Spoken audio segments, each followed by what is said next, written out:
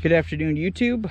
Austin here with another video. So today we're going to talk about what to look for in a truck, how to purchase a truck if you're just getting started in welding, or a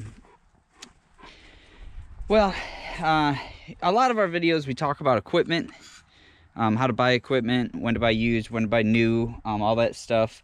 We've had budgets before, but we've never talked about budgets for trucks, what to buy, what not to buy, and that sort of thing. So today, that's what we're gonna do. And I'll play fetch with the dog in the meantime. Okay, so the first thing you need to do, I'll say this: if you already own a truck, don't buy one until it becomes like absolutely necessary. Like, even if you're, I know a guy who ran like an F-150 for like 3 years. He didn't have a Hobart machine, he had a Miller, but they don't weigh that much. I think he just put airbags in the back of his F-150 and I mean torches in a toolbox. He maybe had 1,000 pounds in the bed, and I'm saying that on the high side. So that's something to keep in mind. A lot of people get wrapped up in it being like a status thing, having the best welder, the newest welder, the cleanest truck, all that kind of stuff. You know, there's guys out there who have more money in their rims and tires than I do in my whole setup. And we're just kind of give you a walk around of my truck. It is nothing fancy, but it gets me to jobs, you know, and that's what gets the bills paid. So, and that's important. It's just got to get you to the job, and it has to be reliable. So, let's see, let's first talk about financial side, because everyone's going to have their preference on like how much fixing up they want to do on it, how much they can do, how much they can do themselves, and all that. So when you're buying a truck, when you're buying your first truck, or even upgrading a truck, it doesn't matter. On the financial side, the rule I live by, I'm gonna move because the sun's in my eyes. The rule I live by is, if you make $100,000 a year, buy a truck. Don't buy a truck that is half of that value, half your annual income. So if you make $100,000 a year, I'd say top budget is $50,000. Now, personally for me, I think that should be per household, you know, per household income. So if you and your wife or your husband make $100,000 a year, maybe you each buy two $25,000 vehicles, or 20,000, whatever you're comfortable with. It doesn't have to be that full half, you know. In fact, this one here was about, it wasn't half, it was about 3/8 of my yearly income at the time I bought it. And I've ran this truck now for, oh gosh, we're going on 6 years with this truck. And it's really performed flawlessly. It did get smashed. My longtime viewers will know that, but it was able to get fixed. And really, when you walk around, you know, it's just a regular flatbed with wood decking. Some people, I think that's weird, wood decking on a welding rig. I've seen it quite a few times. In fact, like the first welding rig I got to like walk around and check out had wood decking on it. So for me, like, I don't see why it's a big deal. Actually, personally, I like it, because I've had some like stands and stuff I've made on here that I've had to deliver to the job site and install them, and I kind of like the wood decking because I was able to put lag screws down and hold it, because they were odd shaped and I wasn't really finding a good way to get them strapped down. So that's one thing right there to think about. And like right now, steel is expensive. Steel was expensive when I built this bed. I got all this wood for like $50 straight from a sawmill down the road from my house. If I was to do like diamond plate, it probably would have been like $500. So I saved like $450 right there. And it's lasted 5 years. Boards are still solid. We did put a treating on it. It does need to be done again. I actually plan on, hopefully this year. Every other year I like to get under, power wash the frame off really good, and put a coat of paint on it. And I'll probably do the bed and then reseal the deck boards again, because I don't know when I'll change them, if I'll change them. Just a second. Denver, get over here. Hey. Denver, get over here. Good boy. Good boy. Got the puppy out with us today. Oh, what are you eating? Rabbit poop? He's probably eating rabbit poop. Can you jump up here? Or are you still a clumsy oaf? Still clumsy oaf. So, all right. So, to break that down for you again, like, if you can get by and you don't need to buy a truck right now, I say don't. And the reason I say that is because if you have something already that can get you back and forth to a job moderately well, you know, something that's not dangerous, I would say just stick with that. You don't need to start out with a flatbed or anything, or a welding bed. Some of you might, you know, if you're breaking out into like the oil and gas industry or nuclear plants or something, you might know that your income is going to be a little higher to start off with. So you might be able to afford those options. I started out tubbing it. I just had the bed on here, and I did that for probably my first 8 months, and then I built the bed. But go ahead and if you're just breaking out and you're just starting out day one, I would say not worry about it. If you have transportation already, take the money, buy equipment that's going to make you money. The truck, it doesn't really make us money. Like I said, it's kind of a status symbol. Like everyone, you know, has a nice truck. We've all seen the sweet rig competitions. Mine's pretty modern. You definitely wouldn't need that or wouldn't get that. But I guess the important thing is, like, whatever you buy it for, odds are you're not going to sell it for that much money. Yeah, it might help you make money in the meantime, but that doesn't, to me anyways, doesn't justify spending all that money. So, you know, if you think your first year you're going to make $20,000 because you're only doing it on the side, and maybe, you know, that's all you have time to do. If you can get transportation, good. Then don't worry about it. If you can't, look for something that's in like the $10,000 range. And personally for me, I like to, if I'm going to buy equipment and I know it isn't going to last like a long time, I want it to at least last a job. The old Lincoln I had, that I don't even know if that thing ever made it into a video. It was that old Welding power I had. It was a 150 amp machine, 4,000 watt generator. It started giving me trouble, and I didn't have the time. I was actually saving up money for a Lincoln. I didn't have enough money to buy a new Lincoln machine, and I couldn't find like a used one that I felt I could trust.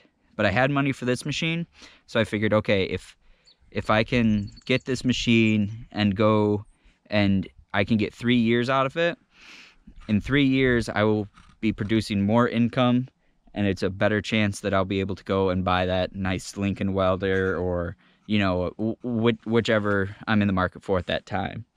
So that's kind of something to think about. This truck, it was kind of the same thing. I wanted to get started.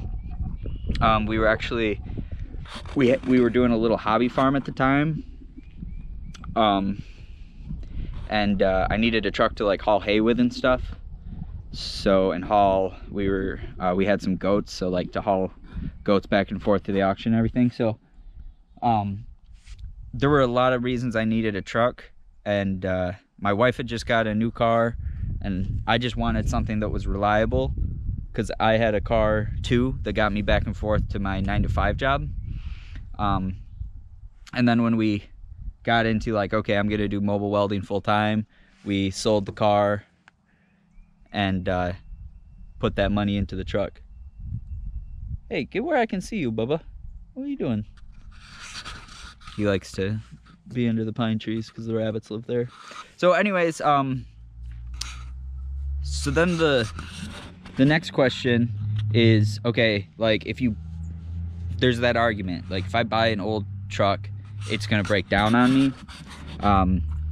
And you know, it might, a new one might too. New vehicles break down. I don't care what the salesman at the dealership says, they do. It might not be as often, it might not be as rare, but they're gonna break down. And my thing with new vehicles is, A, you have to either know how to fix them, have the specialty tools how to fix them, or C, have someone who can fix them for you. My issue with a newer vehicle, and I'll use my buddy as an example. He bought a nice truck, and he doesn't, not for work or anything, just like a personal truck, and it had some things break on it that he wanted to get fixed. Well, it was like a 2-week wait where it was broke down. He couldn't really use it, just waiting to get into the mechanic.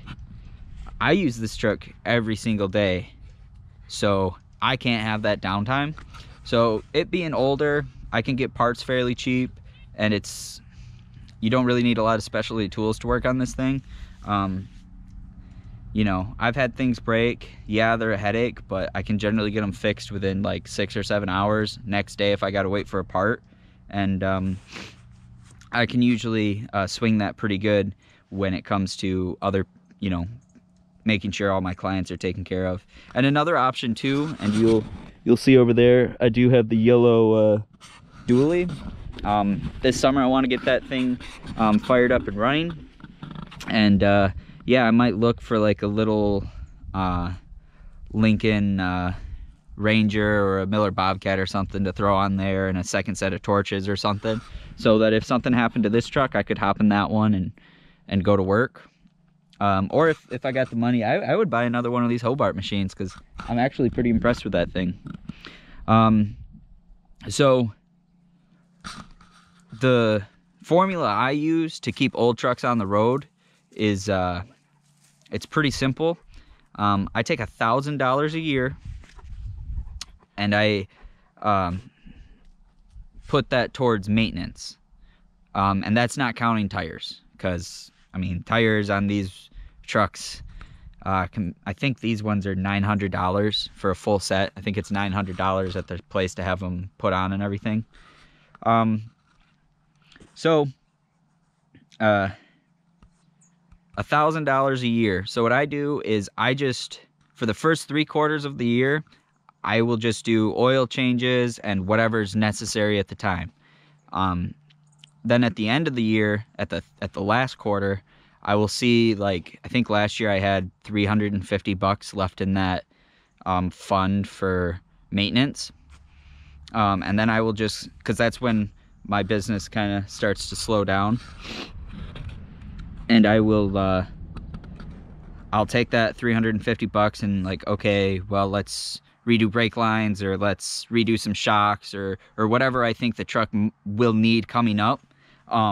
That way, like, and it just like little stuff that's easy, spark plugs, filters, you know, whatever needs be. And when you think about it, $1,000 is less than $100 a month.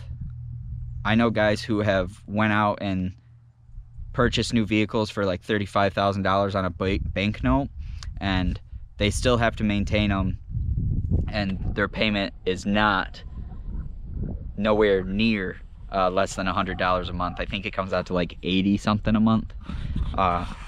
So that's really not that bad. Now, yeah, the other argument is, like, I know people are out there, they're super busy, or they got to travel a long way. and they're worried about, like, you know, blah, like the truck's got to be reliable and they don't have the time to do the maintenance themselves, or they don't have the know-how to do it themselves. I think a lot of us in like this field, we're good fixing stuff with our hands and putting stuff together. You can figure it out.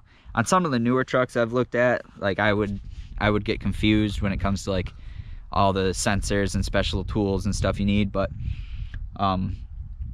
the thing with an old truck, and you'll learn as it goes. So like I've had this truck for 5 years, 6 years now. I knock on wood, I pretty much know what might give me trouble and what not might give me trouble. Stuff I just fixed. Like last year I did all the brakes. I'm hoping I won't have to do them again this year. Did all the lines. So this year I'm probably gonna go through the back axle, new fluid and stuff, new seals. I think if I get to the front axle too, maybe I'll do the front one first. One of them has a seal leaking and I can't remember which one it is. It's not very much, but I'll do that. You know, and there are years where like I've went through the last of the money in the fourth quarter and then something happens. You know, it's not set in stone. Just fix whatever little thing that is. It just helps you like save money, because when you're just getting started, you're probably working on a limited budget, and I know a lot of us, that's what we're doing. We're either saving money to get started or we are getting started. So that's just a really good, easy way to not put a bunch of money into a vehicle that really all it's got to do is get you to and from the job site. Do you need a diesel when you first start out? No, I don't think so. I have a Triton V10. It's a gas. It doesn't have great mileage. I know all the gas station clerks around, but it's also extremely cheap to maintain. Like, I'm trying to think. My friend just did injectors on his 7.3, and like I could almost buy a long block engine just on what his injectors cost with that money. So it's nothing super fancy, but it does get the job done. And I mean, that's, at the end of the day, that's really all you got to do. You got to have something that gets you from point A to point B. So,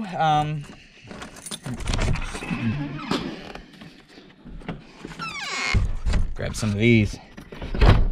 I made a little short the other day, showing you guys that the stickers came in. So here are our stickers. These are just the first ones we're gonna get. We're probably gonna end up getting more.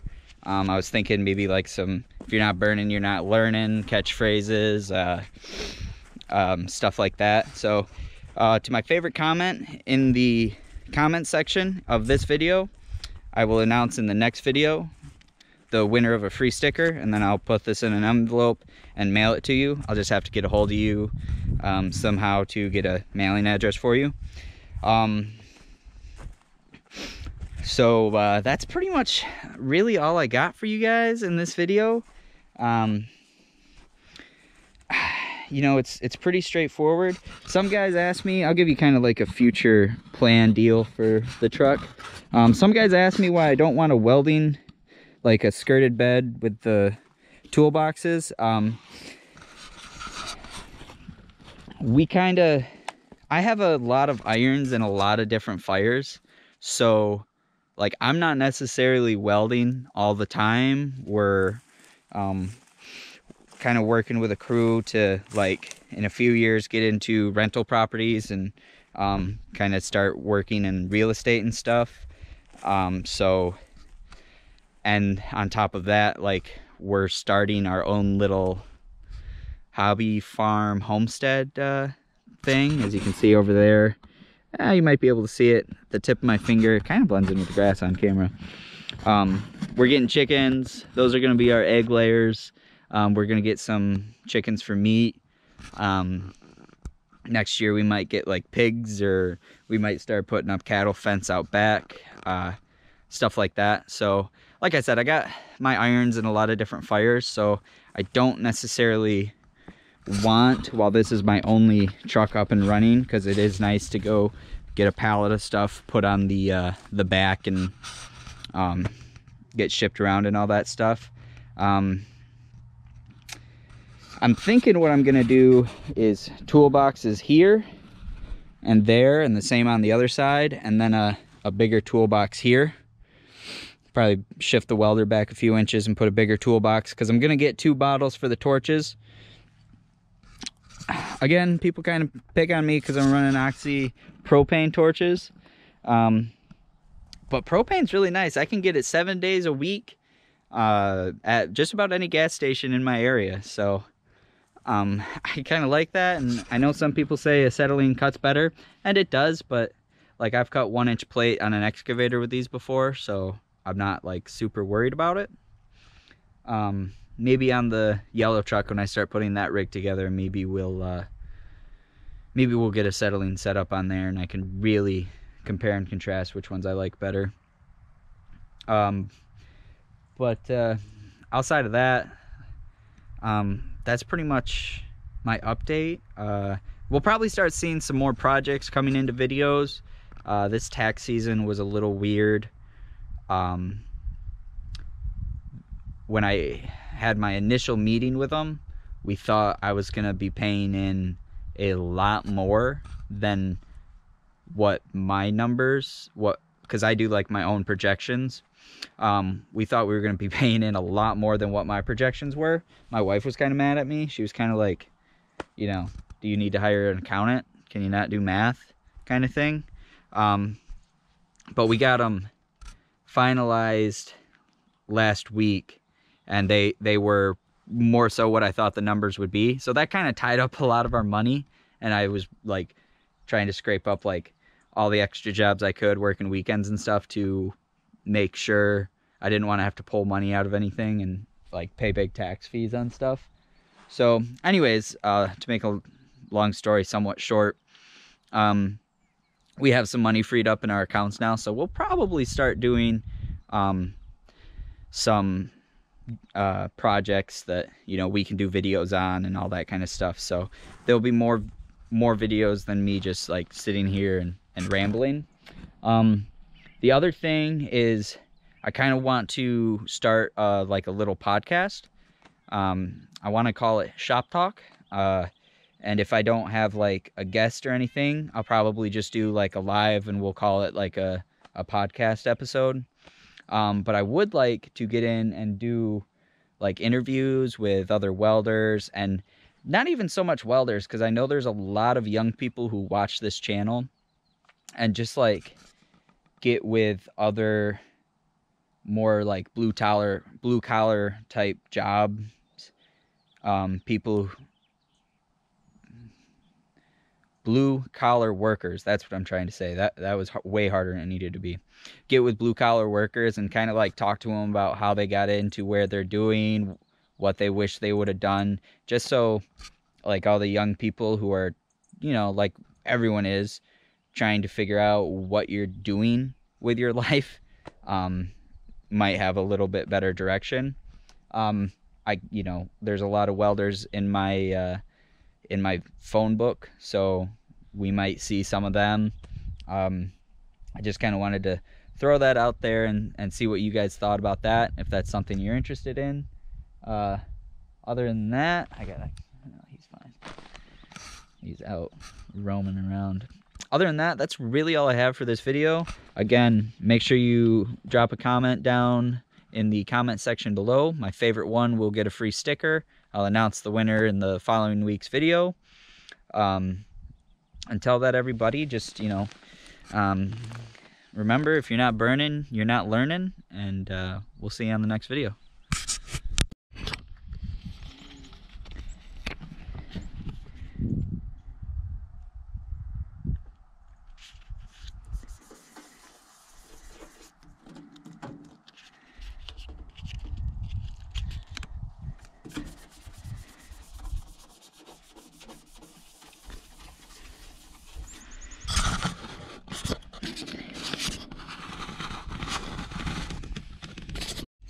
What's up, YouTube? It is time to interrupt this video again to bring you the winner of our free stickers. Now, I decided when I mailed out the last ones that I would send you a free sticker, and then I also send you another free sticker for a friend or someone who you know who might enjoy the channel. You can give it to them, tell them to check me out on YouTube. So, the winner of this sticker giveaway in the comments section was Scrapman Industries Scrap Processing. To give you a brief summary of his comment, he talked about going into the city and looking at handrails and staircase railing and stuff like that, and seeing it, you know, if it looks like it needs some wear, that might be a in or a starting note to go in and talk to somebody about, hey, you know, I've seen your staircases are looking a little rough. Whenever you're ready to do something about those, here's my name, number, and feel free to give me a call. Kind of more gives you a better idea of who to target and all that. I thought it was good information to share. So anyways, Scrapman Industries and Scrap Processing. I've got 2 stickers here for you. With our last subscriber, it worked out best just to message me on Facebook, a mailing address for you, and I will get these put in the mail hopefully this weekend. Hope everyone enjoys Easter. Let's get back to your video.